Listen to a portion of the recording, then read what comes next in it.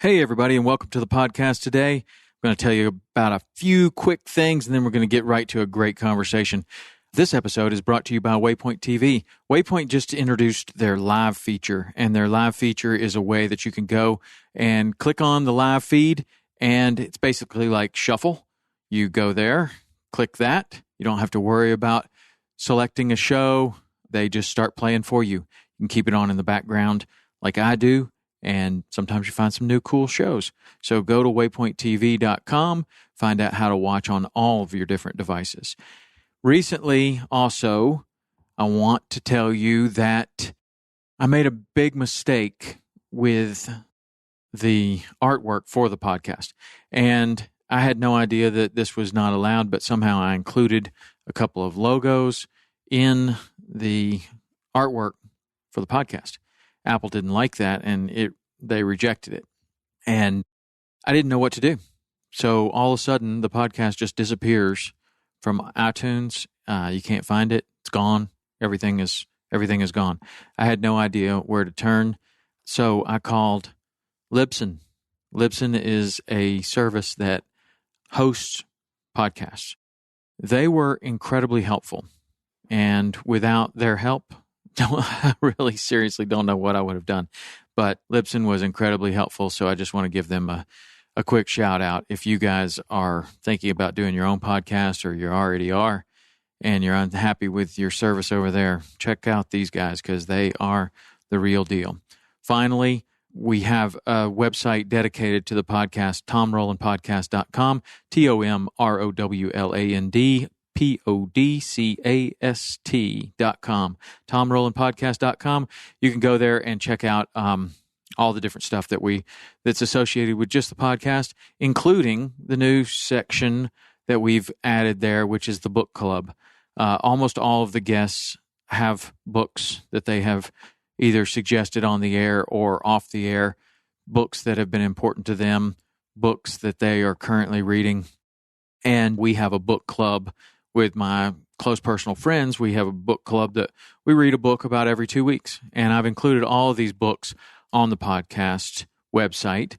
You can go to book club at the top, and I started to be an Amazon affiliate. So if you want to participate in this book club and read the same books that we're reading, you simply go there, click buy now, and it will take you to Amazon. You buy it right through your account as normal. And Amazon is just nice enough to give us a little kickback, which supports the podcast. So if you're interested in the books, that's a great place to get them. So thank you very much for that. Now, on to a great conversation. Guides in general are a resilient bunch of people. You wouldn't have become a guide if you listened to everybody tell you no. I mean, my family told me no a million times. We don't take no for an answer. And that's part of the reason why we've made the progress we've made in this fight. Daniel and Chris are fishing guides. Our base is fishing guides. We don't take no for an answer, and we know what's happening in the state is wrong. And so we're going to fight to make it right. My name is Benny Blanco, and this is the Tom Rowland Podcast.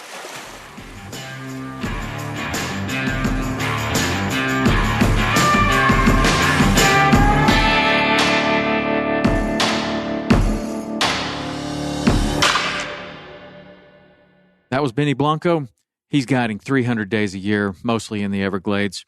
And he is also passionately devoting his time to fighting for the health of the Everglades. If you're familiar with this issue, this will be a lot of interesting and additional information to what we've covered on the podcast before. If you're not familiar with the issues in the Everglades, this will be a good primer for you to kind of understand the issues that are going on down there better and how important it is that we try to do something to fix it. Benny recently won a conservation award that was given by Costa. We discussed that award as well as all of the water issues in the Everglades and his involvement in educating people and also taking action. There is a group that we continue to talk about a lot on this podcast and in this interview with Benny, and that is Captains for Clean Water. Captains for Clean Water is a group that that gets my full support. It's a bunch of fishing guides that are actually taking action. So if you don't know what Captains for Clean Water is, you can go to captainsforcleanwater.org, check out their website. It's referenced many, many times in this podcast with Benny. And there's some videos up there.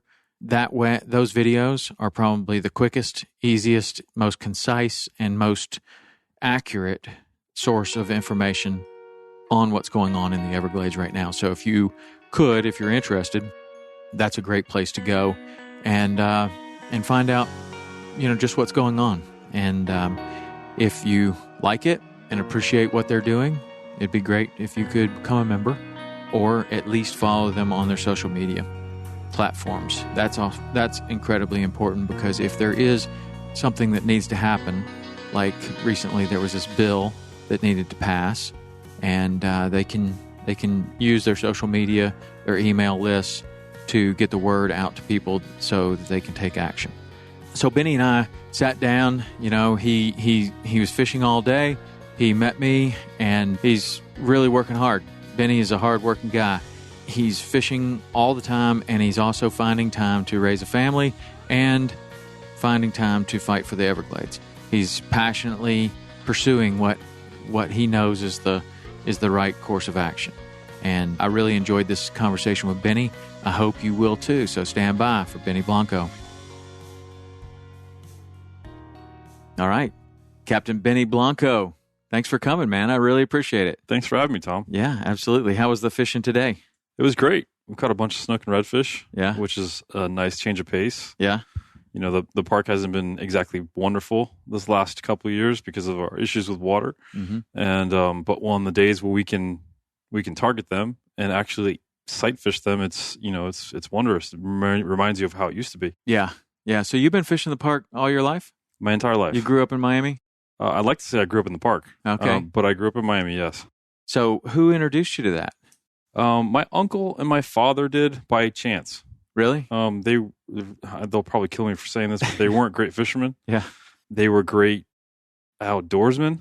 Yeah. And they just gave me a taste, and that was all I needed to jump in full steam. So they had a boat, obviously, and would get you out there on the weekends, or? Yeah, my uncle had an old Hughes, mm-hmm. and he took me one time when I was really, really young, and I don't even know if we caught very much, but it was the separation from Miami. It was the separation from concrete.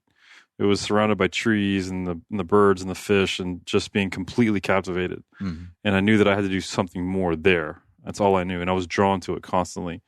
I grew up playing sports, and that was my first love. But as I became older, it became evident that I needed to spend more time in the Everglades National Park, and that's what I did.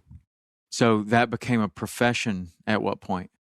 I think it was not by choice. Really? I was taking friends and jumping on friends' fathers' boats, and they quickly realized that I knew what I was doing, or at least had an inclination of what to do. And that led to, let me pay for your gas, let me jump on. And then it led to, let me give you $100 for today, to me realizing that this is something that I should probably explore more. I went to school at Georgia Tech mm-hmm. In Atlanta for a year. Georgia Tech, really? I did, right. yeah. I wanted to be school. I wanted to be a civil engineer. I wanted to do something for the environment, believe it or not. Yeah. But I missed the water so deeply that when I came back, I just I jumped in, and then it's all she wrote since. So I think Joe Simons from Salt Strong, an alumni of this podcast, he also was a Georgia Tech guy. That's a great school, really great school. I know a lot of people that have gone there. So the civil engineering, did you finish Georgia Tech? I didn't, no. And that's because you just had this calling for the water and you had to get back? Between you and me, I think it was. I definitely wanted to finish school, there's no question. But, sitting behind a desk, looking at a computer screen, becoming an engineer was not appealing. And thinking about those snook and redfish and tarpon was. Mm-hmm. So it was an easy decision for me. And then once I started and realized I could make some money doing it, it wasn't a very hard twisting of the arm to get to commit fully. Yeah. Did you have a boat that you could start out with, or how did you make that happen? I didn't really. My dad had a little 17-foot sailfisher, believe it or not. And it was enough to get me on the water going. I had a little John boat, and that's what I did most of my exploring with, which is an excellent boat to explore with. Yeah. And then I bought my first Hughes light tackle, an old school light tackle that was just beat your brains out, but it got me on the water, and I was able to entertain guests, and that's what started it all. Yeah, that's cool. And so now, like right when you came in here, you said you're fishing 300 days a year. That's a heavy schedule. What's your family life like? That's a good question. My family is extremely supportive of what I do. It's been tough for the last couple of years because I've been 100% invested in the fight for water, which means we don't take vacations, which means I don't have 2 days in a row to be with them. It means we don't have a lot of expendable income because I spend it going places. And the family life is great in the sense that, again, that they are fully committed and understand and, they're in. I spend my evenings doing homework. Every chance I can attend one of their accolade, acknowledgments, I'm there. But it's been tough the last couple of years, and it's going to be tough for the next couple of years because we're not even close to being having a resolution. Yeah. So how old are your kids, though, before we move on to the water? I have 3 daughters. 3 daughters? 3 daughters. I have 1 daughter and 2 sons. So how old are your kids? So my youngest is 10. She's a 6th grader. My middle one is 14. She's a freshman. And then I have about to be 16. She's a sophomore in high school. Yeah, I have a 15, just turned 15, and she's a sophomore. That's a different deal because I had the two boys that are both now in college, and a lot of different challenges with girls. 3 girls. That's interesting. My uncle had 5 girls. Wow. Yeah, 5 girls. He just kept trying for the boy, and he just kept getting girls. I became wise up to the 3rd one. Yeah. Well, he would say that his life wouldn't be complete without all 5 of them, but he did keep trying for the boy, and he kept getting the girls. But that's cool. So you just won this award at the ICAST thing, which was a Captains for Clean Water, and Costa gave an award for a captain that is the most involved in the fight for the Everglades. Is that what the award is? It was a conservancy award. Captain, the award for captain with the most conservation, I guess, effort and for the year. It was the first time they announced it. I was completely blindsided by it.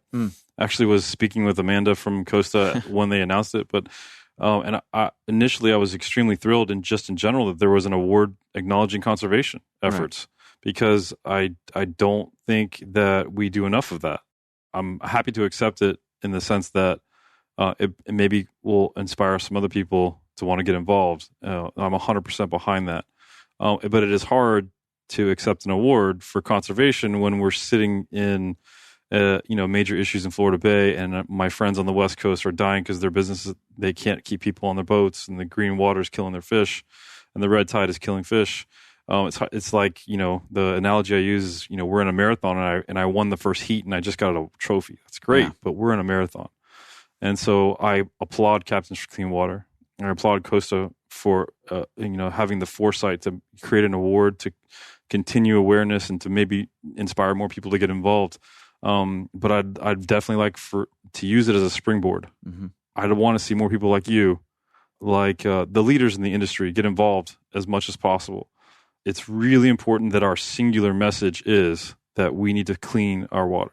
Yeah, we need to fix our water. And unfortunately, there are many captains, many guides, many industry people who don't want to talk about it much because they're afraid that it's going to send people away. And I understand that 100%.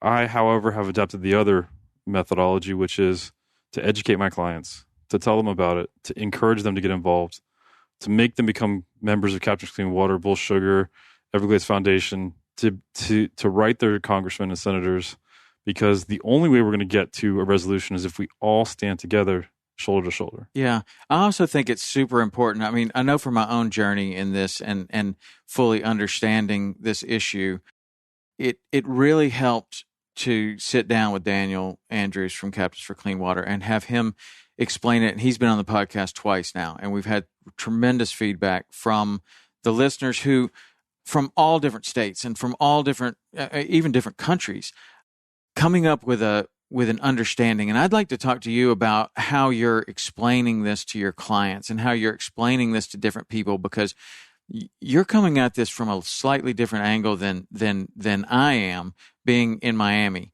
We're down in the Keys, and again, for the sake of this podcast, and there's some new listeners coming to this all the time, let's go over the overall issue, and particularly this summer, we're having really bad problems with the Caloosahatchee River, what's coming out of the Caloosahatchee River.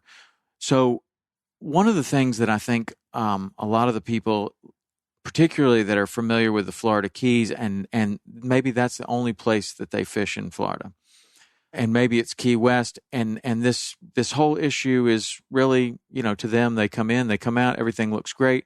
We've had algae blooms there that are associated with this. It's very scary, and it was an eye-opener to see that stuff come in, especially in the middle of tarpon season, and you got this green water. But you have a lot of areas in the Florida Keys where there are tons of fishing guides that this all of what we're talking about has no effect on them whatsoever, right? Like if you have a guy that's maybe in Duck Key and all he does is go out to the reef and go sword fishing, he's not seeing any effects of this whatsoever. However, you're having other people that are fishing in the Everglades, and I guess in a nutshell, a lot of the bites in the Everglades, and I'm not telling you this, I'm just kind of bringing the audience up to speed a little bit.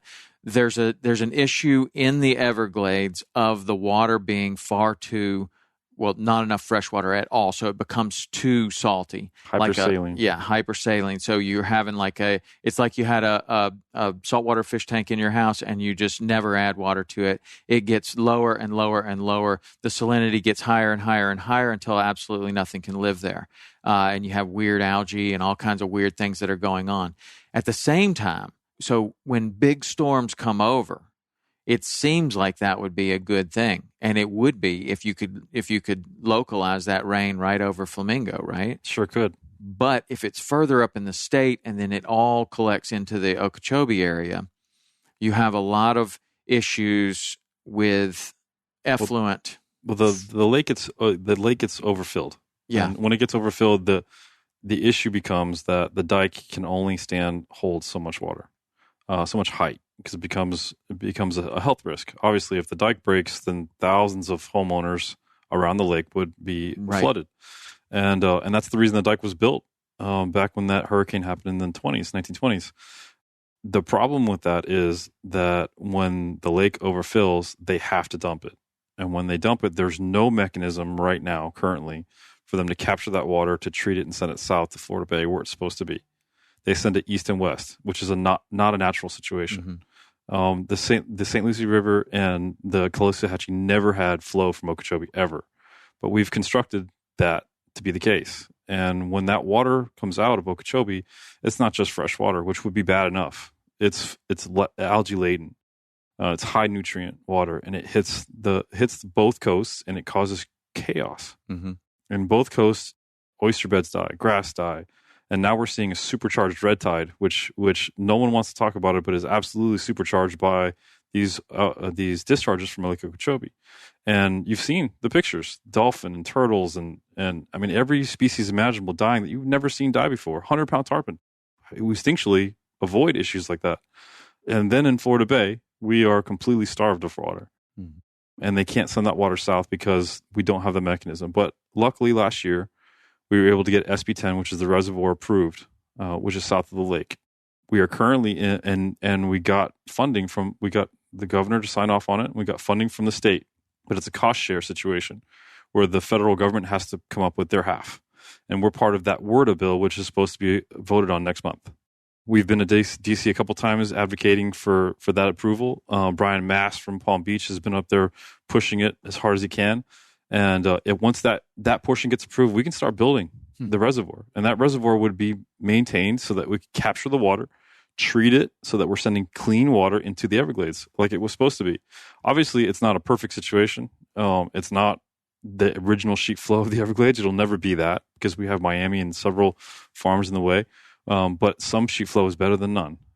in a situation like we had in 2015, when then we had no fresh water coming from the glades, that hypersaline situation caused 40 to almost 50,000 acres of dead seagrass. And we're still dealing with those after effects, because what happens when we lose seagrass is the infrastructure of the seagrass doesn't hold the silt down. So when there's any kind of wind event, the water gets muddy.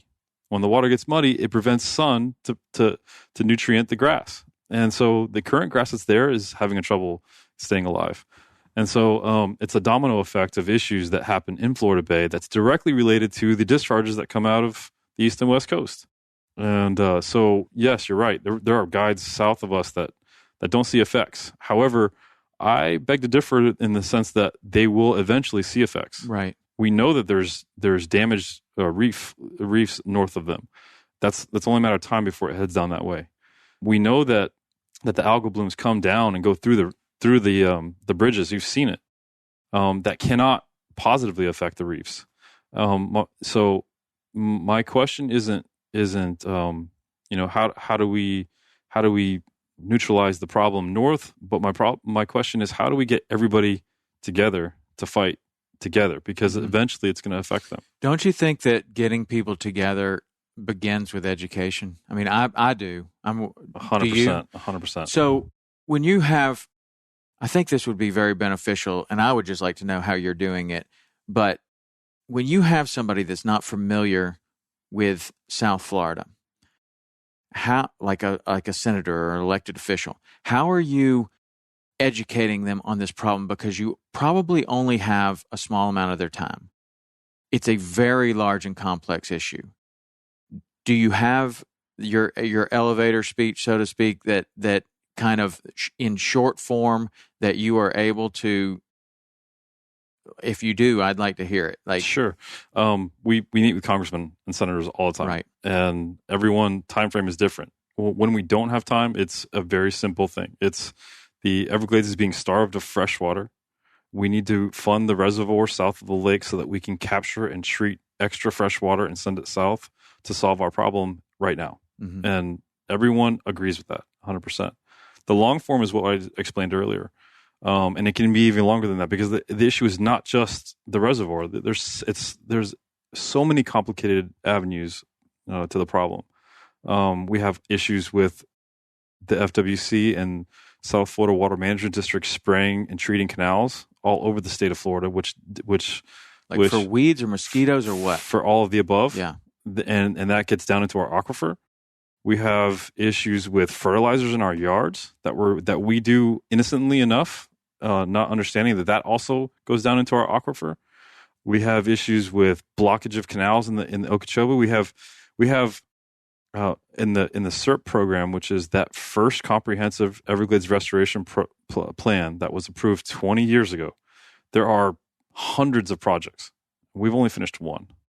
And the one is the bridging of the Tamami Trail, okay. And that was just a small portion of that bridging. Some of it has been approved since, and so just knowing that there's 100 projects, even if we got the reservoir approved and funded and built, we still don't have the mechanism to send it south. We still have all these other projects that we have to get done. So it's an extremely complicated project, it's a series of projects. There's no one silver bullet. I wish there was. The reason we push the reservoir is because it has the most immediate impact, the potential for the most immediate impact, and it's something that we could actually tangibly put our hands around. And it was part of the SERP project plan from the beginning. Mm-hmm. And that's already been voted on, approved and everything. That's where it really hit home with me when I was talking to Daniel, and he was like, look, if people knew about this and knew that this was already been voted on, they would be, rioting in the streets. Like, this is something that has already been established, but nothing's been done. One thing's been done in 30 years. It's a constant struggle with the red tape involved between a plan that gets approved and when it actually gets done, because there are so many different agencies that have a say in what happens and where it goes and what it does, that it's exhausting. Mm-hmm. And unfortunately, a lot of those agencies, their directors and their boards are appointed by a governor who's influenced by special interests. I hate to get political, but that's the problem. Is our political will isn't for us. Our political will is definitely special interests, And this election in November is critical for us. We have to have an AG and we have to have a governor who are pro-environment. Otherwise, we stand to lose our estuaries. I mean, we're on the brink already.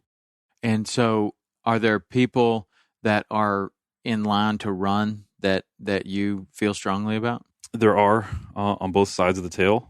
DeSantis is the Republican who has been fighting with us hand in hand. He's running against Adam Putnam. And Putnam has proven to be someone who takes a lot of money from those special interest groups that we spoke of.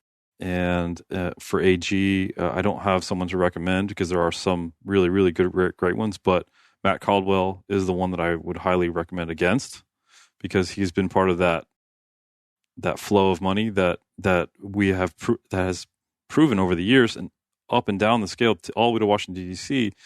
It dictates what happens politically afterwards. I think if we can separate ourselves from those special interest groups in a massive way, that we can make some positive change happen immediately. Mm-hmm. And so let's just blue sky it and say that everybody comes together and the people that are supportive of this issue get elected.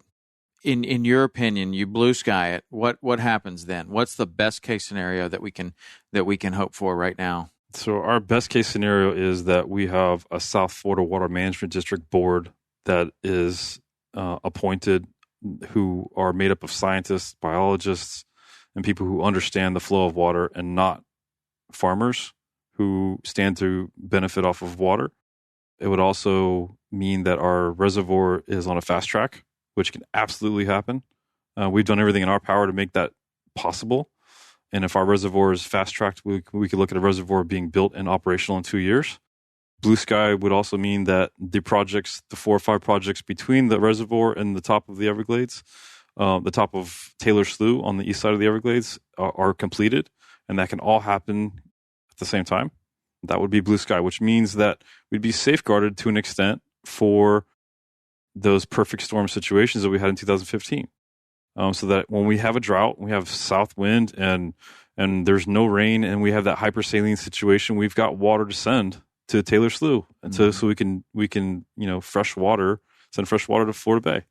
In 2015, if we'd have had the reservoir, we certainly would have still had some issues because that was crazy, perfect storm of situation, but it would have been much smaller and controlled in the sense that it wouldn't have been an ongoing 8-month die of seagrass. It would have been a month and we would have recovered. But so blue sky is a 2-year plan to have and as part of that plan, and what the rest of the state needs to understand is when the reservoir is operating, it also means that we're not sending as much water east or west. In a perfect situation, we fix all of the CERT plan and there's never any water sending east and west. But right away, blue sky, that reservoir is built and a third of that water going east west doesn't go. Yeah, a third would certainly help. I would imagine that would be a lot better than the pictures that I see where the floodgates are just wide open, right? For sure. And then we see what the effects are, and it seems to be more obvious, at least on the West Coast, than it is on the East Coast. Is that right? That they're out of the Caloosahatchee, we're having more immediate issues from this, certainly this summer. Yeah, it's exacerbated by the red tide. The red tide is a natural occurring thing. It occurs way offshore usually. Unfortunately, this year, with the amount of nutrients that we've flushed into the West Coast from Okeechobee, that red tide has blown up. And 160 something miles of red tide on the beaches. Something like 3 million pounds of dead fish have been removed from Charlotte County. Yeah, I don't know how to explain that, Tom. That's a family's vacation ruined. That's a little boy's first fish. We can't, as Floridians, we can't let that happen anymore. Yeah. Red tide is natural, and we deal with it, and we've learned over the years to get around it, no problem. But to have 160 miles of it is unacceptable. In my opinion, it should be a rally cry for the entire state of Florida to stand up and say that's enough. Yeah. No more special interests. And it really should be something that gets other people besides just anglers, bird watching, eco tour type people interested in a solution, because this is real estate, restaurants, hotels, bed tax. That all of a sudden gets Right. some real. I mean, that starts putting up some red flags to some people that this is a fiscal disaster. Right. That which is honestly where we had to go to get everybody involved. We had the discharges in 2013, and it caused some major chaos, but they dissipated and everybody forgot about it. Again, in 2015, we had issues, and 2016, and now this year's the worst year. And I really feel like we had to get to this point for everyone, including real estate and hotels and restaurants and bait shops and paddleboard shops, et cetera, involved. This is the first year that it's actually hit their business, their pocketbooks with a bang. And I think this year is going to result in issues next year and the year after that, because we're getting national attention now, and people came this year who are never going to come back again. Because from a family in Colorado, if they're going to come to South Florida, it costs them almost the same to just go to the Bahamas, and they do.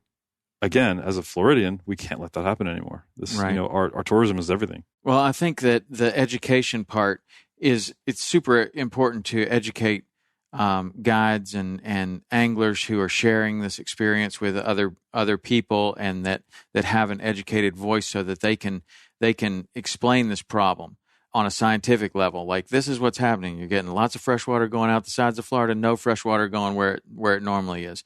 You're having high salinity here. You're having fresh water, pure fresh water, where it should be salt water. That's the simplistic explanation of what's going on. That causes all kinds of problems. If you can educate a lot of the fishing guides so that they can speak well to their very influential customers, who a lot of times might be elected officials. I mean, right. Lots of people like to fish down here. But the education process, in my mind, goes way beyond that to that family that comes down and there's miles of dead fish on the beach. Like, what is going on, and why should they care if they're in Missouri? We've slowly, over the last couple of years, not slowly, actually pretty accelerated rate, when you look at the overall fight for the Everglades and the water in Florida. In the last couple of years, Daniel Andrews and Chris Whitman have done an awesome job of rallying the troops, so to speak, but doing it based on science. Mm-hmm. And they collaborate with organizations like Bonefish Tarpon Trust, Everglades Foundation, Everglades Trust, Florida Oceanographic, Riverkeeper Alliance, all of the organizations that base all of their claims, all of their data on science. And because it's easy to get confused. There are when you're dealing with special interests, they have the money to spread the news they want to spread, and they do. So that's been one of the hardest things for us, is to keep our eye on the ball, because of what we know we know based on the scientists that we've spoken with, the people who with the best interests of Florida in mind, as opposed to special interests. So over the last couple of years, it's been a push to make sure every guide, every angler in the state of Florida, every visitor from the state of Florida has a chance to get that direct information. They can do so by going to Everglades Foundation or Captains for Clean Water or Everglades Trust or Bull Sugar, and getting the direct facts, as opposed to what they might read on the internet, which could be influenced by anyone. Right. Yeah, and that goes right to the polls, right? I mean, that influence ultimately goes right to the polls, and there's a lot riding on both sides. Yeah, man, it's such a complicated issue, and it's just heartbreaking to hear the fishing guides, certainly right this summer on the West Coast, just telling the stories of what they're seeing, and just dead fish for miles, and the videos on Instagram of just idling down these. I mean, they're as wide as a football field to the horizon. Yeah. So I get messages on being one of the guys on the front line. I get associated with someone to speak with when there's an issue like that, and so I get messages and calls pretty regularly, as I'm sure Daniel and Chris do. and they're heartbreaking. The good news is that as bad as it is only temporary. Because at some point we won't have the influx of rain, and we'll be able to manage the water, and it'll go away. Now, hopefully, we've enough people have been influenced by it to take that to November, and vote correctly. But it is only temporary. So while I talk about bad water all the time, and I beg people to get involved, and I show them these videos, and we see the videos on Facebook, I do want to encourage people to know that it's only temporary. Florida still is an unbelievable sport fishery. Yeah. These guys who are dying, watching these fish float and their clients not come, are finding areas where there are fish, and they make a living, because guides in general are a resilient bunch of people. Mm-hmm. You wouldn't have become a guide if you listened to everybody tell you no. Right. I mean, my family told me no a million times. We don't take no for an answer. And that's part of the reason why we've made the progress we've made in this fight. Daniel and Chris are fishing guides. Our base is fishing guides. We don't take no for an answer, and we know what's happening in the state is wrong. We're going to fight to make it right. But the message I was just trying to get across is that yes, it's pretty horrible right now, and we need to have more people get educated on the issues, to go to Capt Clean Water, go to Everglades Foundation, read about the issues, become educated enough to take that to the polls, but to know that that the fishing is still going to be great, that this is only a temporary situation, and that we definitely need people to come and visit our fishing guides. Yeah, well, that's certainly very true, and one of the reasons why I got along so well with Daniel, and really, I don't know, the time that I spent with him earlier this year, I was just very impressed with his ability to keep things on the positive. And we went out. We had a great day of fishing. We were fishing in, up in the Everglades on purpose. We wanted to go up there. Saw some things we had never seen before. We saw places that never seen a permit before. It was great. But his ability to keep things positive, even when he's on the front lines like you are, and people are sending him these videos, and people are sending him these reports of what's going on, he's still, and you still, are remaining very, very positive. You're fishing 300 days a year, so you're obviously not fishing in bad water. You're able to find water, and that's the message that needs to go out there as well. Just like what you said, that the fishing, like after Hurricane Irma, the fishing was as good as it ever has been, in my opinion. I mean, it was dynamite. It was crazy good. Yeah, and I think that's what happens a lot with hurricanes, is that it makes everything man-made suffers, everything natural benefits to an extent. But this issue, it's like this nagging little thing that kind of goes away a little bit, and then it comes back, and it kind of goes away a little bit, and then it comes back. And it seems like if we just handle it and get the ball rolling, sure, that's the idea, that our children, our grandchildren, will be able to experience an Everglades like we always have. Yeah. Well, for decades, the predominant methodology was to not talk about it so that people would still come. But we're past that. And it's a nagging issue that comes back. You're absolutely 100% correct, but it's progressively getting worse. And we have to address it, and we have to fix it. We have the momentum now. We've made some serious progress over the last couple of years.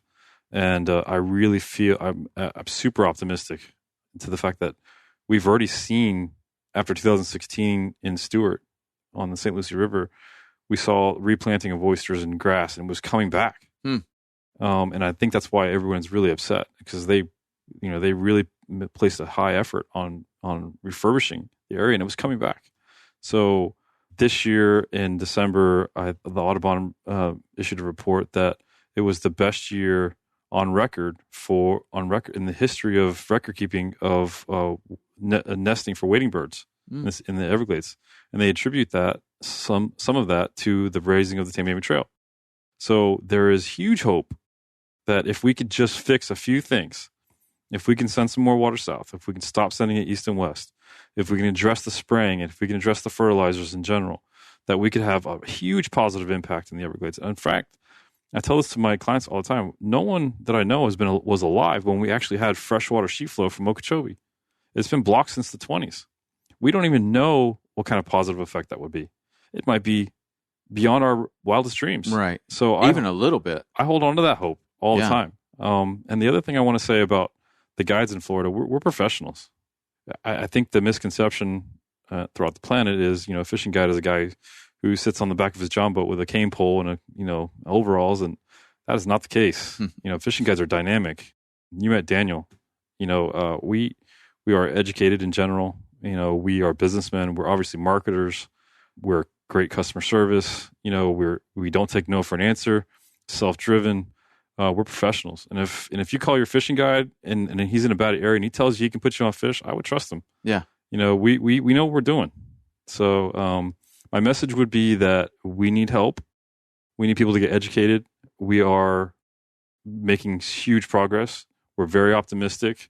We have some major issues, but we're pros. And so rely on us to come down and have your vacations and catch fish. Yeah. Well, there's plenty of great fishing. It's I don't know. We've had some of the best fishing this year that I can remember, and partly that's because of the hurricane. But I mean, it's been fantastic, and actually even up in the Everglades, it's been quite good. Has that been your experience? Absolutely. Yeah. Do you fish mostly in the Everglades? Yeah. So I'm pretty flexible. I grew up fishing Biscayne, so I have no problem going to Biscayne. But I made my name, so to speak, in Everglades National Park, fishing Florida Bay and the backcountry. What's missing for me the last couple of years is that sight fishing in Florida Bay, specifically snake bite and the bites that doesn't exist right now because the water is dirty and there's no grass to clean it. And so those clients that come from all over the planet to fish that sight fishing, I take them to Biscayne. We catch bonefish and permit, and that's been fantastic. Fishing in general in the Glades has been great. It just depends on what you want to do. But again, we were professionals, so we know how to make those adjustments. Yeah, there's no place like the Florida Keys for diversity and variety of fishing, and plus then you have so much tidal difference between the Oceanside and Flamingo and Biscayne Bay and Key West. I mean, you can find an incoming tide basically anywhere, and the right water depth for what you're looking for throughout. I mean, 150 miles of it, right? So there's a tremendous amount of good news coming from Florida, but this is something that people definitely have to be aware of. And I like so much the approach of, look, I don't even know why this is happening necessarily. I mean, like you said, it's a lot of factors. It's stuff we put on our own lawns. It could possibly be mosquito spray, and if they didn't spray for mosquitoes in the state of Florida, not a lot of people would be living in Florida. Certainly not as many as we are. When we were fishing with Richard Black, we were on East Cape Canal, and he knows a lot about the Everglades, and he was saying, yeah, you know why they built this? And I said, well, no, actually I don't. And he was like, well, it was for cattle. You know why it didn't work? And I was like, well, I don't know. I'm waiting for this good story. And he's like, well, the cows kept suffocating because the mosquitoes would be so thick that they would go in their nose. So there's probably some need to spray. Like, otherwise people are going to leave the state of Florida. If you're going to suffocate cows with a number of mosquitoes, there's probably a need to, and you put in Flamingo. I mean, they don't spray for mosquitoes there, and there are a lot of mosquitoes, but it's so many factors. And I like the approach of not pointing fingers and not saying, oh, it's all their fault over there. No. It's more seeking a solution. And that's what I want to get behind, is I want to get behind the seeking the solution, not the finger pointing and the being upset with one group or another. It's like everything I want to do is moving towards a solution. And I felt like that is exactly what Captains is doing. Captains for Clean Water and all the work that you guys are doing up in Washington is moving towards a solution of getting something done that has already been voted on and already been in place, but just no work has been done. So what do you think has to happen to actually see work being done? I mean, we talked about blue sky and we talked about electing the right people, but even at that point, are there other challenges that we might expect, even if the elections go? Like, I love those signs that are like Republican, Democrat, water. Like that's cool, and you see those in people's yards, and what that means is, look, who cares what party you're for? Vote for whoever's going to fix or be in support of this water situation. I think it's a combination of things. Obviously, the election is important because that'll dictate, who's managing the district, and the district is the one building the reservoir. And they're also they will also work hand in hand with the Army Corps of Engineers with regard to the other projects in the CERT program. So the election is super important. The second thing that I truly believe that we have to come to some type of compromise or agreement is there need not be a separation between fishermen and farmers. And there's a lot of that because, like you said, there's a lot of finger pointing. And the reality is I fully believe that a healthy Everglades and a healthy sheet flow is beneficial to all. It's beneficial to our water for the city of Miami, for people's consumption. It's beneficial to the farmers for their fields and the health of their crops, and it's certainly beneficial to the Everglades, which affects all of our tourism. The more separated we are, the more divisive we are, the easier it is for them to keep us from getting that resolution. So I'd love to see. I think everyone on our side would certainly love to see a collaborative effort in pushing for the CERT program to be finished and operational and successful, because a healthy Everglades means good for everyone. Some of the farmers, though, I mean, part of why there's resistance against this reservoir is because that's a massive piece of land that's being used right now. Is that correct? Sure, but there are linking. Putting all the farmers into one basket, it would be like linking all the fishermen into one basket. There's offshore and there's inshore and there's sight fishermen and there's bait fishermen. There's a million different ones, and a lot of the farmers are good people, and they manage their water correctly, and they don't burn their crops, and they don't they're very conscious of what they put back into the ground, because obviously their crops depend on it. But there are another group of farmers who are part of that special interest group who absolutely do not care. And they only care about their bottom line. And they're extremely greedy in that regard. And that's why we're in the problem we're in. So I don't want to link the farmers in one group.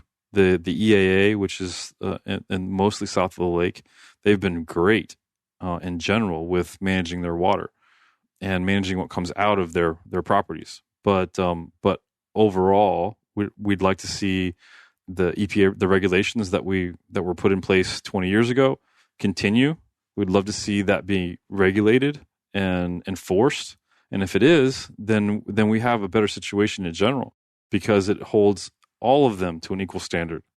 And again, if we can fix the CERT program and manage those regulations correctly, then we can see a healthy Everglades eventually. Yeah, that's interesting. What about the timeline, and are there other challenges with getting? You said it was the Corps of Engineers that would be building the reservoir. That's correct. Once they get the green light, so they have to get the green light from who? They have to get the green light from the feds. So right now, it's part the funding, the $800 million that is the federal cost share for the reservoir, is part of the WRDA bill, which is the overall water bill for the entire country. And that's what we were pushing out so hard on social media just the last couple of weeks. Right. The form on Captains for Clean Water. If you were following our social media and many other people's social media, you're being asked to write a letter to your congressman or elected official, and it was a form letter that you just kind of put your address in there, and you send this letter asking your elected official to support this bill. Right. If they do support this bill, then that gives the green light to the Corps of Engineers to go ahead and break ground and start building this? That's correct. Okay. And is there anyone using that land right now? No. So it's just sitting empty, waiting. Currently, it's all state-owned land. Okay. The original SB 10 proposal included some of the sugar land. The South Florida Water Management District tried to tell us that they made every effort to swap, because we had other state-owned several other properties that they could swap. It just wouldn't happen. So the reservoir itself shrunk. The footprint is different, but it's all state-owned land. It's ready to be built immediately. There's nothing holding us back. Do you have any concern over the funding of this? Like, the money's supposed to be there, right? Do we know that it is there? The state of Florida has already guaranteed their $800 million. Okay. They've already actually said that they would start building theirs once they got indication that the feds would come up with their portion. So in a sense, Florida has done everything they can. We, as a state, we have done everything we can. We've begged, and now we're asking for the feds to commit to their $800 million. Based on what we experience in DC, we're pretty sure it's going to happen, but it has to happen. And until they sign that dotted line, we can't start. So, it seems like $800 million from the state of Florida could build a pretty good sized reservoir. If you had another $800 million, is there a way that Florida could go ahead and start without federal support? They could, but remember that the reservoir, we haven't discussed this, but the reservoir has to be built correctly.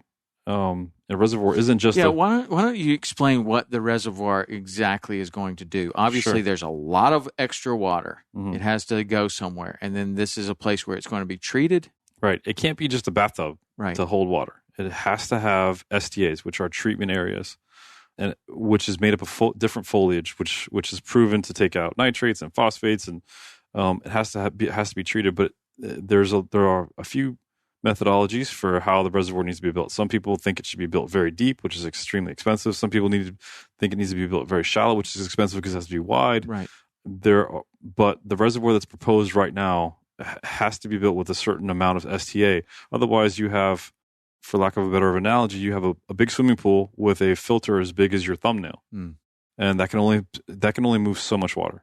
So the STA has to be appropriate. So $800 million sounds like a lot of money, but it really isn't. The full 1.6 needs to be funded in order for it to be built correctly. Because if we don't build it correctly, then we stand to do more damage than not having it. Mm-hmm. Because we can't send the algae water into the Everglades. That would be worse. Yeah, and that's been something that I've seen a lot of people asking. Like, how do we know that this solution is going to be better than the problem that we currently have? Because I'm sure you know as well as I do that a lot of times when man gets involved in trying to fix a problem, like there's an introduced species, so let's introduce another species to kill that species, and and both blow up.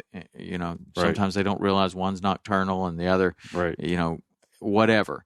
That's been one of my questions: is if this reservoir is built, how is that sheet flow, that laminar flow, even if it's 10% of what it once was, how is that like distributed into the Everglades? What's the plan on that? Like, is it just, it wouldn't just be one pipe and hopefully that it just kind of seeped out like this. Right. There are several projects between the reservoir and Taylor Slough that would have to be constructed and in simultaneously while the reservoir was being built so that water could be distributed into a sheet flow again. Mm-hmm.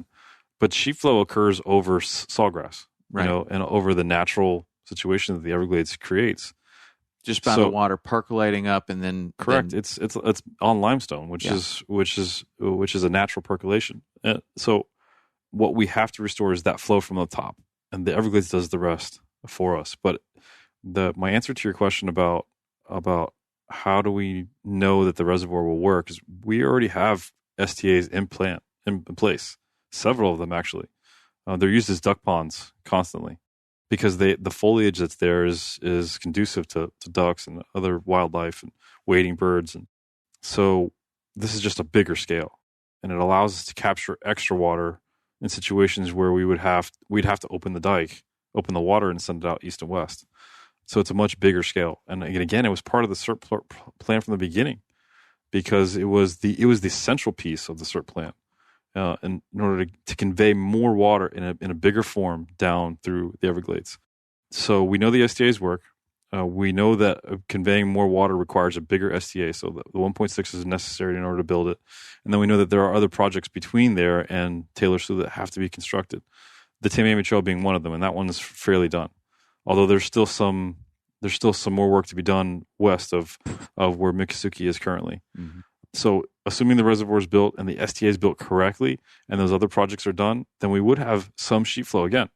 And it would be somewhere near 10% of what it would normally be. Yeah. And that water is getting into the areas that it needs to be, the Rankin, Garfield, Snakebite, all that is benefiting from that small amount. I mean, ideally, 10%, some of it is getting down there. Ideally, the reality is we've never seen water flow south. So what we know is based on how the rain flows, and we know when it rains, it comes out of Garfield Bight and it comes out of the other bites naturally, and so we would simply be adding water to that situation. So I'm fairly certain that water flow on that east side in a dry season would be fantastic. Yeah, because I've seen it.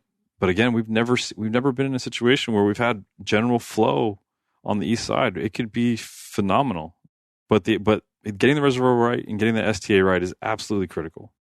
And we've been dealing with roadblocks since we've got it approved because of the current format of and administrators that are involved. So those roadblocks, like you're saying, that in the boards and other administrators, like of what?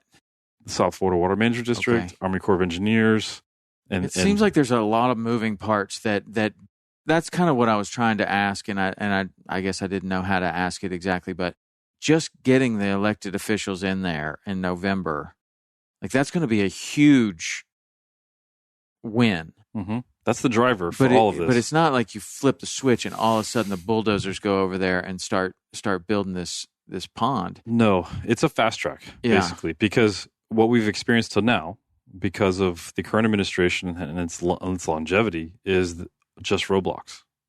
We've never had a fast track.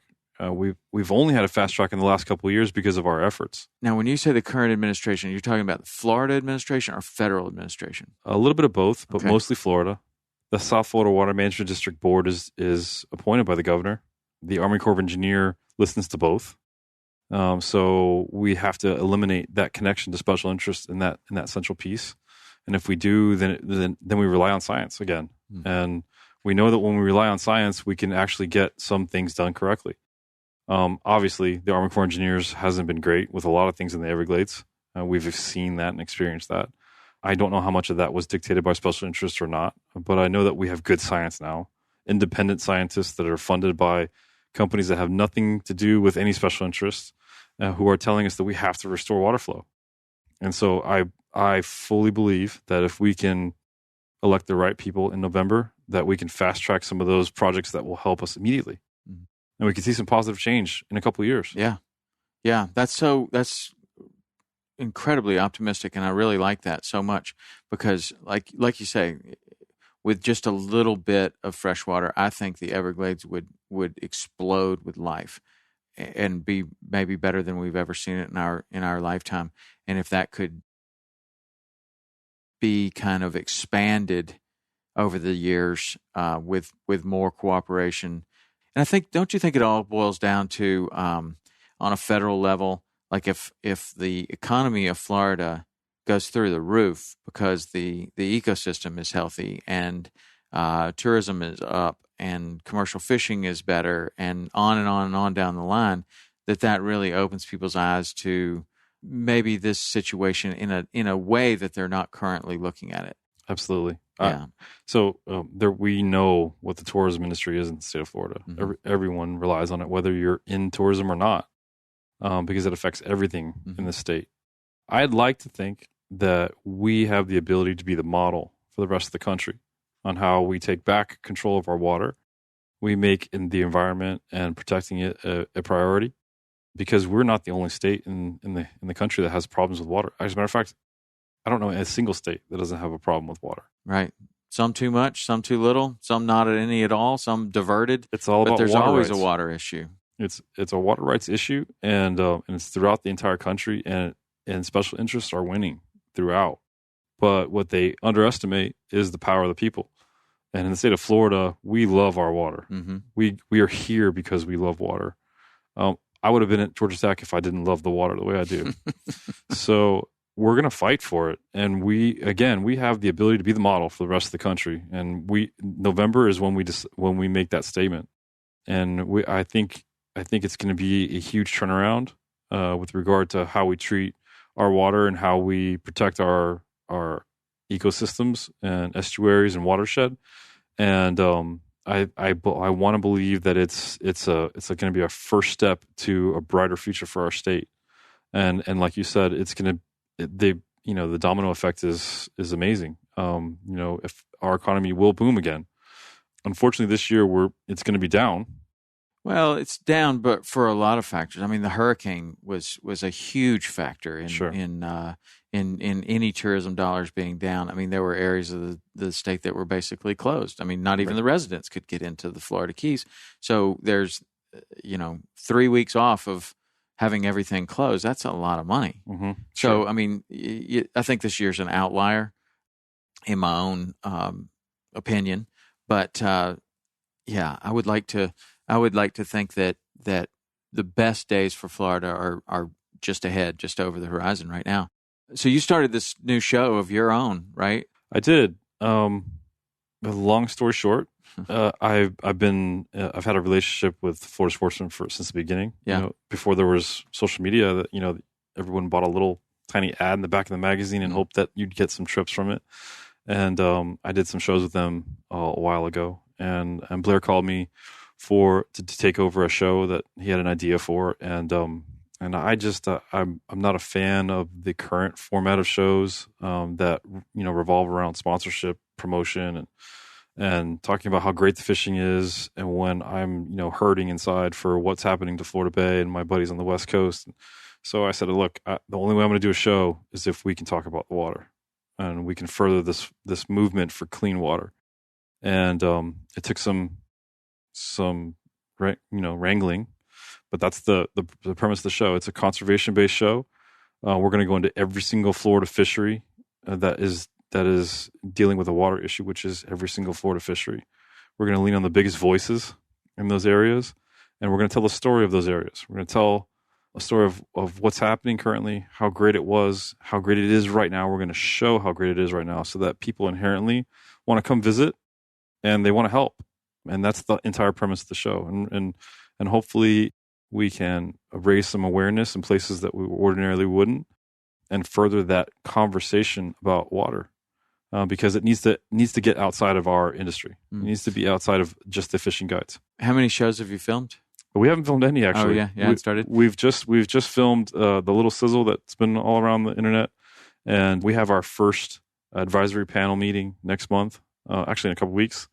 We're doing it in my mind, in the sense that we're involving some of the science-based organizations I mentioned earlier to be involved in the ideas for the shows, so that we're completely factual, because it benefits no one to get out on a national level and talk about something that's not correct. And two, we want to make sure that we're hitting the areas that need to be talked about, the discussion that needs to happen, again, so that we can just further the conversation. And where do you think this will air? It will air on World Fishing Network, Sun Sports, and Fox Sports. So this you intend to have it on the air in January? It'll be on the air in April 2019. Okay, cool. So you have a little time. Yeah. And have you been you've got an idea of how the shoots are going to go and where you're headed? And I mean, you seem to know the areas that you're going, but do you storyboard those? What's the process? Yeah, for sure. We it's gonna. I mean, I'm already a military style organized person as it is. So the first step is that advisory council. But I've already discussed shows with Phil Pilot in Mosquito Lagoon, with Will Benson in Key West, with CA in Tampa. There's a few others that we're working on, but without a doubt, there'll be storyboards. We will, in every area that we go into, we're going to promote prior to have a town hall, so to speak. So when we go to Mosquito Lagoon, we're gonna have a party, so to speak, where everyone's invited to talk about water, to tell us their stories. We want everyone to be involved in the show, because the show's not about fame or money, because let's be honest, both of them aren't great. The show is really about furthering this movement, and I want everyone to feel like they're involved, because they are. The more people who come and tell us their story and get educated on the actual facts, the more great information we have going out to the general public. And that's what we want. And so, we have 12 shows that we plan on shooting, potentially 13 for next year. And the areas that are struggling right now will definitely get airtime. Daniel Andrews and Chris Whitman will be on a show probably. We're looking to do a show in Florida Bay in back of Islamorada at some point, maybe even next month. Apalachicola with David Magnum and Brett Martina to talk about the issues with their paper mill and their water rights issues with Georgia. There are water issues throughout the entire state, and all of our fisheries are suffering because of them. Again, our fishing is insanely good because we're the state of Florida and we're the sport fishing capital of the world. But we have to, in general, take control back of our water. Yeah, but I guess the message is really, if you take control back from the water, you can take a fishery that is outstanding right now and make it better than it has ever been in our lifetime. And if that revolves around the entire state, I didn't even know about the Apalachicola paper mill situation. I have to look into that.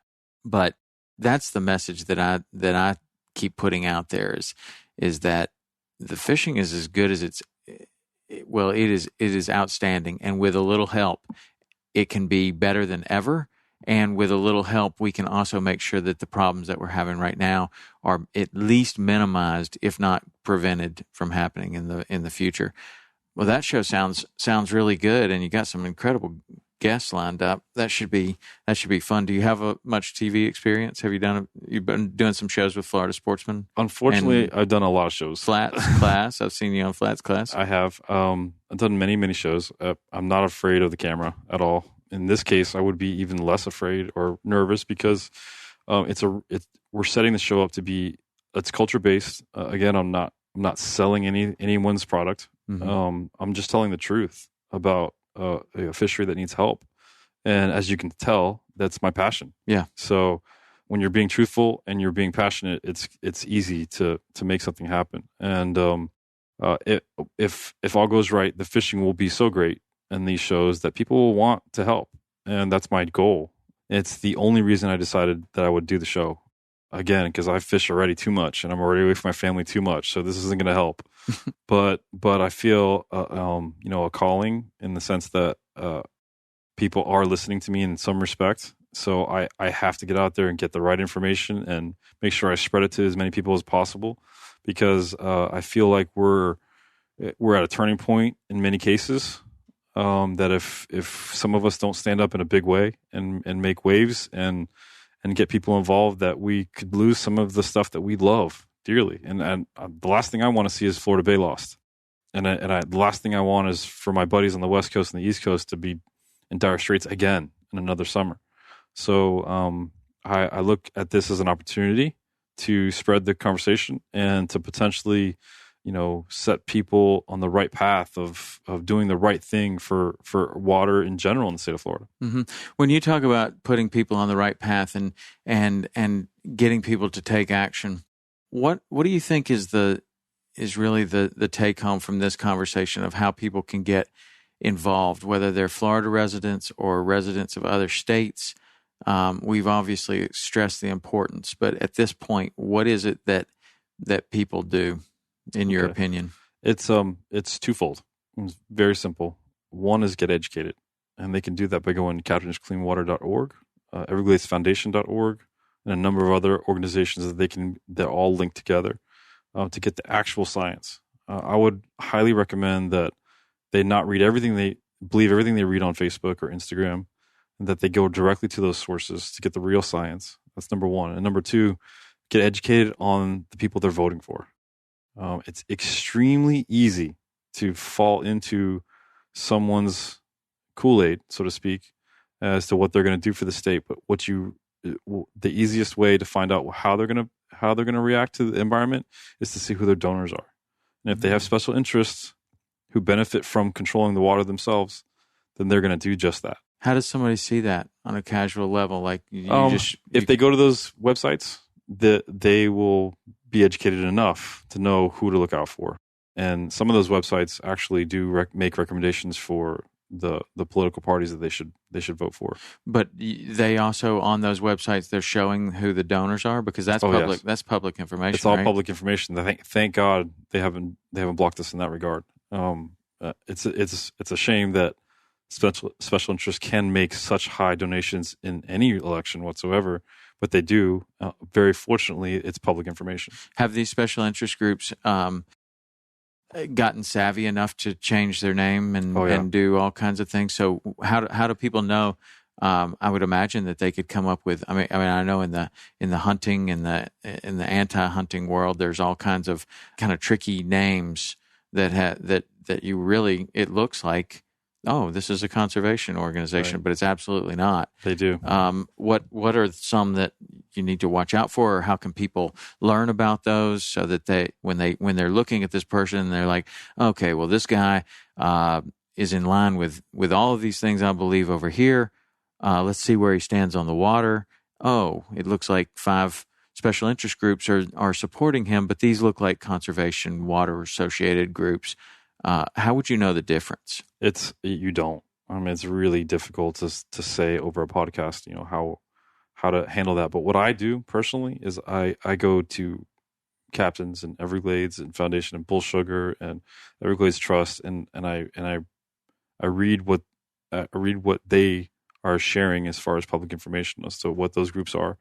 And in a lot of cases, it becomes pretty easy to determine who's taking money from special interests and who isn't. Yeah. Somebody who's raised $5 million in campaign donations, and 4.5 of it comes from 3 companies. That's a problem. And that person's never going to be for the people. The person's for the companies who put them there. That's a really easy way to tell. And this election is not easy. There are a lot of the politicians who are for the right things in one area and who aren't in the other. Yeah. And it's extremely complicated. But I'll tell you this, from my standpoint, water is the biggest issue this year. But why talk about, healthcare reform if there's no water next year?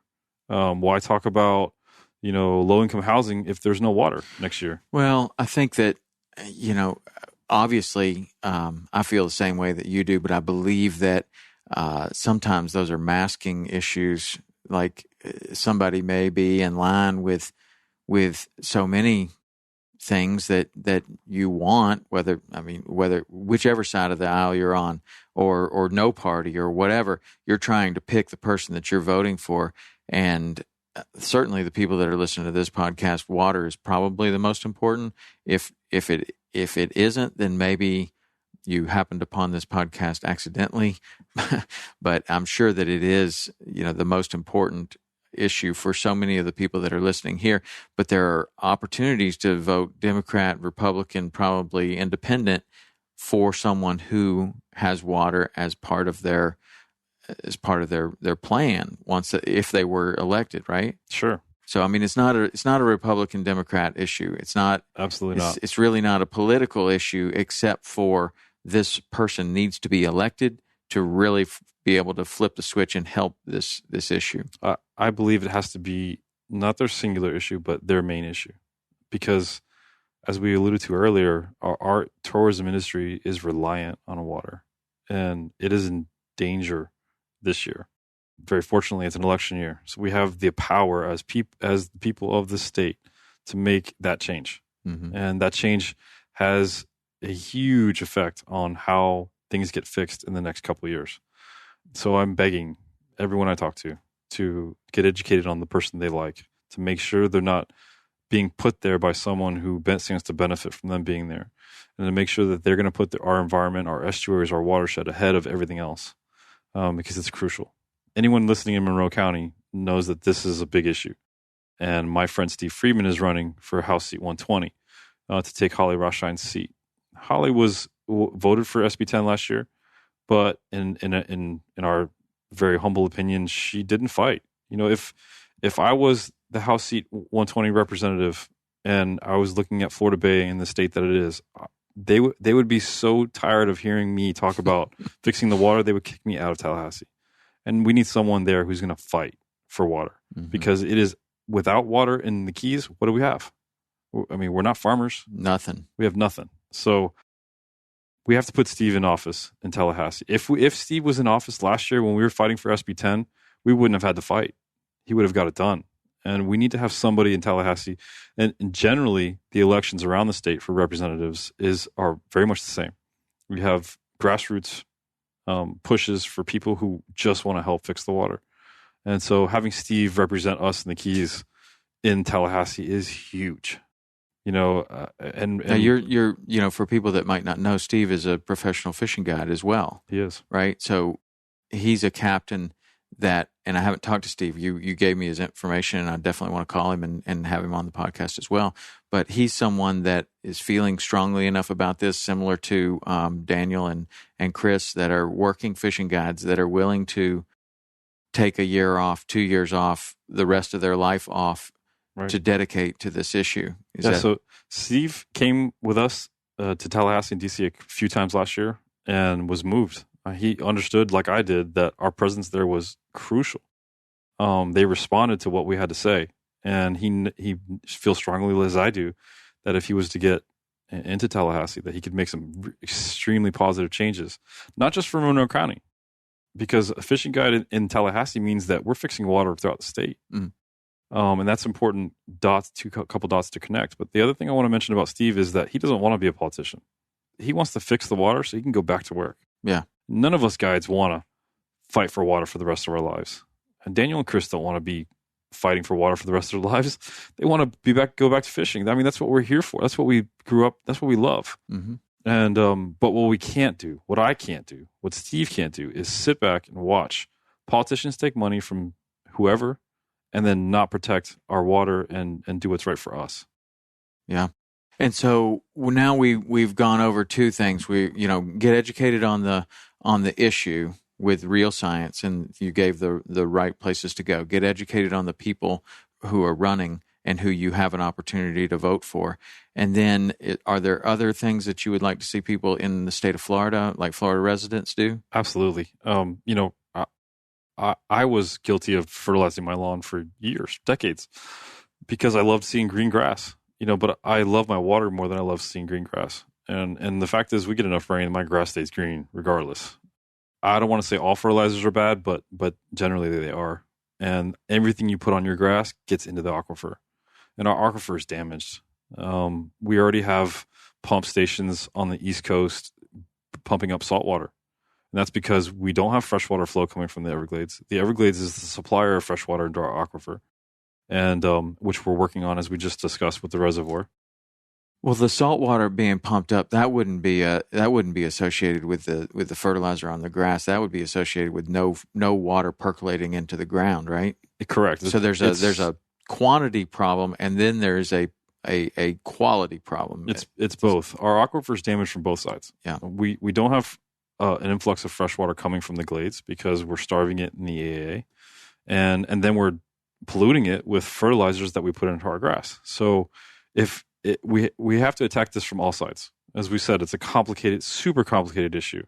It's not just the reservoir. If it was just the reservoir, we'd be pitchforking Tallahassee right now, and and making sure the reservoir was built. But that's not. It's a combination of things. So, as a Florida resident, you can A, get educated on the facts. B, vote for the people who are going to fight for our environment. And C, stop fertilizing your yards as best you can. I'm sure there are some organic ways to do it. I don't know of them, but I've stopped completely, and my yard is green as anyone else in the neighborhood. Mm-hmm. And I sleep better at night knowing that I'm not putting fertilizers in our aquifer. It's the water that we rely on. I mean, it's already being damaged by water flow, lack of water from the Everglades, and the intrusion of salt water from the ocean. Mm-hmm. Now, what about people outside of the state of Florida, other state residents? Because I know that this is, in talking to Daniel, I mean, he was saying, look, man, we need help from, it might be equally as important for people outside of the state to be aware of this issue and take action. So what would you like to see people do that are not state of Florida residents? I stumbled over all that, but state of Florida residents. Sure. I mean, half my clients are from out of state, mm-hmm. and they are all Capture Clean Water members. They all write their congressmen and their senators, because For example, the WRDA bill, which we're heavily relying on right now, is voted on and supported by congressmen and senators throughout the country. And they are all moved by our presence in D.C. They understand how important it is for a fishing guide if they've taken days off of work in high season, which we did, and to show up in business suits and hats and go talk to them and plead for them. So anyone outside of the state who ever has come, plans to come, or dreamt of coming should help us in the sense that they could simply go to the Captains for Clean Water page and fill out that form letter that goes directly to their congressman or their senator that begs them to please support the WRDA bill and the reservoir. And that's something that everyone in this country can do right now. And that would be a huge positive impact. Yeah, and it's really super easy. I think I was about to do I think I might have, I don't know. I was going to do an Instagram post of how long it took me to do it, but then I actually did it without doing the screen thing, but it took less than a minute. I mean, you go there, you put in your name and address, and it pops up the 2 or 3 people that it's supposed to go to. You hit it, and then within, I don't know, an hour, I got a letter from one of the elected officials, and it really doesn't take much time at all. That goes a long way. That is a huge tool for Captains for Clean Water, because I think a lot of people want to help. Everybody's kind of busy, and they live in, Kansas. It's kind of like, oh, I don't even know who my elected official is, and then it stops right there. Right. Where this, you don't have to know who your elected official is. You don't have to remember between the time that you turn this podcast off and go onto your computer, what was the name of that bill? You don't have to know any of that. All of the stuff that Benny's been talking about and that we've been talking about on this podcast, it's all included in that letter. It's everything that your elected official needs to know to support this bill and to make sure that once these people are elected in Florida, and correct me if I'm not right here on the timeline here, but if we get the right people elected in Florida, then that kind of flips a switch, and then all of a sudden this bill can get funded, and actually we start seeing bulldozers and things actually happening. We literally in the next 6 months can go from looking at bad water to physical construction happening on our reservoir to affect positive change immediately. And that's the importance of this November and those emails that you're going to send. Before this happened, I didn't know who my elected official was. Right. Before I went to DC, I didn't know the power of a letter, but I do now. I know, and I can tell you that the aides in every one of those offices count those letters, and they're responsible. Their job is to report that to the actual congressman. And if we sent 400 letters to Marco Rubio, he know about it. What is the effect of one letter coming from a guy in South Dakota? It's a mention. It's a proof of reach. It's huge. I mean, one letter is huge. Yeah. I can tell you that we met with congressmen in California who, when we brought up the subject, said we've received letters on that regard. And do you know how great it was to walk into a congressman who already knew what was going on because he got a letter and wanted to find out what he was getting a letter about? Mm-hmm. Then that person was 100% behind fixing the Everglades. They don't care about it. They're in California. But they understand the importance of saving our national parks and our water in the state of Florida and how that affects the overall economy in the country.